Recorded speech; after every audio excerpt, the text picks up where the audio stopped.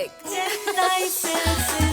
அப்பவும் இப்பவும் எப்பவும் சென்னை சில்க்ஸ். அதிரடி கலெக்ஷன், சரவெடி செலிப்ரேஷன். ட்ரம்ப் அரசு அமெரிக்க வாழ் இந்தியர்கள் உட்பட எல்லா வெளிநாட்டினருக்கு எதிராகவும் பல்வேறு நடவடிக்கைகளையும் எடுத்து வருகிறார். அப்படித்தான் கடந்த வாரம் H-1B விசா தொடர்பாக எடுக்கப்பட்ட நடவடிக்கை பெரிய குழப்பத்தையே ஏற்படுத்தியது. இதற்கிடையே பதற்றத்தில் இருக்கும் இந்தியர்களை குறிவைத்து இனவெறி பிரச்சாரமும் ஒரு பக்கம் நடத்தப்பட்டு வருகிறது. குறிப்பாக அமெரிக்கா செல்லும் இந்தியர்கள் மீதுதான் அந்த பிரச்சாரம் திணிக்கப்படுகிறது. அது பற்றி பார்க்கலாம். அமெரிக்க அதிபர் ட்ரம்ப் கடந்த வாரம் H-1B விசாவுக்கான கட்டணத்தை $1,00,000 உயர்த்தினார். முதலில் இந்த கட்டணத்தை ஆண்டுக்கு ஒருமுறை செலுத்த வேண்டும் என்பது போல தகவல் பரவியது.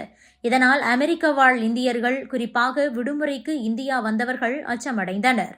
அதன் பிறகே இது ஒரு முறைக்கான கட்டணம் என்றும் புதியதாக விண்ணப்பிப்போருக்கு மட்டுமே இது பொருந்தும் என்றும் விளக்கம் கொடுக்கப்பட்டது. இருப்பினும் விளக்கம் வருவதற்கு முன்பு பலரும் அமெரிக்காவிற்கு செல்ல வேகம் காட்டினர். கூடுதல் கட்டணத்தை தவிர்ப்பதற்காக அதற்குள்ளாகவே அமெரிக்காவுக்கு சென்றுவிட பார்த்தார்கள். ட்ரம்ப் விளக்கம் வந்த பிறகும் கூட பல டெக் நிறுவனங்கள் தங்களது ஊழியர்களை உடனடியாக அமெரிக்காவுக்கு திரும்பும்படி கேட்டுக்கொண்டன. பெரிய குழப்பம் இருப்பதால் சில நாட்களில் அமெரிக்காவுக்கு நீங்கள் திரும்பி வர வேண்டுமென வெளிநாடுகளில் இருந்தவர்களை வலியுறுத்தியது அந்தந்த நிறுவனங்கள். அப்போதுதான் இந்தியர்கள் மீது இனவெறி சைபர் தாக்குதல் போன்ற சம்பவங்கள் நடந்திருக்கிறது. அதாவது அமெரிக்காவில் இருக்கும் ஃபோர்சான் உள்ளிட்ட தீவிர வலதுசாரி குழுக்கள் விமான டிக்கெட்டுகளை இந்தியர்கள் புக் செய்வதை தடுக்க ஒரு சதித்திட்டத்தை ஒருங்கிணைத்திருந்திருக்கிறார்கள். இந்தியா அமெரிக்கா இடையே இருக்கும் முக்கிய ரூட்களில் இவர்கள் டிக்கெட்களை பிளாக் செய்துள்ளனர். இதனால் இந்தியர்களால் டிக்கெட்டை புக் செய்ய முடியாத ஒரு சூழல் ஏற்பட்டது. அதாவது பிரபலமாக இருக்கும் ரூட்களில் விமான டிக்கெட் புக் செய்வது போல இந்த கும்பல் செய்யும். ஆனால் கட்டணத்தை செலுத்த மாட்டார்கள். போல கட்டணம் செலுத்தும் பேஜ் வரை போனால் குறிப்பிட்ட சீட் அல்லது டிக்கெட் தற்காலிகமாக சில நிமிடங்கள் வரை லாக் ஆகும். இப்படி ஒரே நேரத்தில் பல 100 பேர் செய்வார்களாம். இதனால் உண்மையாகவே டிக்கெட் தேவைப்படுவோரால் ஈஸியாக டிக்கெட்டை புக் செய்ய முடியாது. குறிப்பிட்ட நிமிடங்கள் முடிந்த பிறகு அந்த டிக்கெட்டுகள் அன்லாக் ஆகும். அப்போது மீண்டும் இந்த செயல்முறைகளை அவர்கள் செய்து லாக் செய்து விடுவார்களாம். இதுபோல தொடர்ச்சியாக செய்து கொண்டே இருந்திருக்கிறார்கள். இந்த காலத்தில் விமான டிக்கெட் விலையெல்லாம் கணினி மூலமாகவே நிர்ணயம் செய்யப்படும்.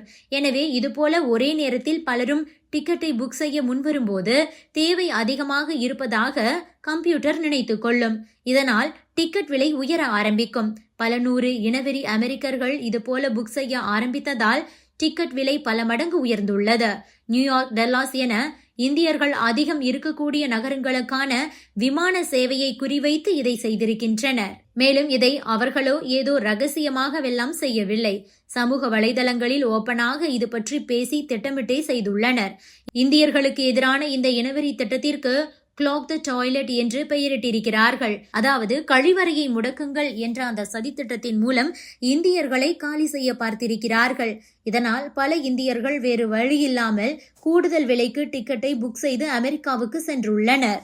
இதிலிருந்தே அமெரிக்காவில் இருக்கும் வலதுசாரிகள் இந்தியாவை பற்றி எப்படிப்பட்ட ஒரு எண்ணத்தில் இருக்கிறார்கள் என்பது தெரிகிறது. மேலும் வரும் காலத்திலும் இது போன்ற பிரச்சனைகள் வரலாம் என்ற ஒரு அச்சமும் அமெரிக்காவில் இருக்கும் இந்தியர்களுக்கு ஏற்பட்டுள்ளது.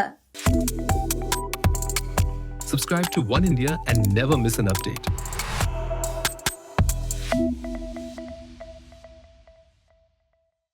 Music.